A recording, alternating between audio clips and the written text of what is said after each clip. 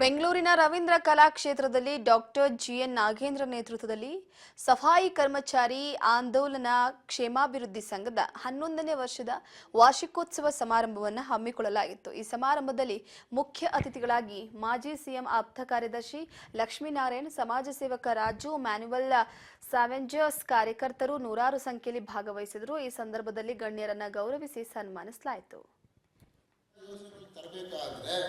ರಾಜ್ಯ ಸರ್ಕಾರ ಕೊಡಿ ಅಂತ ಕೇಳಬೇಕು.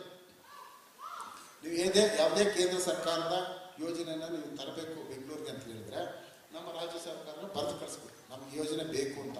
ಅದು ಆಗ್ತಾ ಇಲ್ಲ ಏನ್ರಿ, ಅದು ಆಗ್ತಾ ಇಲ್ಲ. ಕೇಂದ್ರ ಸರ್ಕಾರಕ್ಕೆ ರಾಜ್ಯ ಸರ್ಕಾರದಿಂದ ಯಾವುದೇ ಪತ್ರ ಬರೀತಾ ಇಲ್ಲ.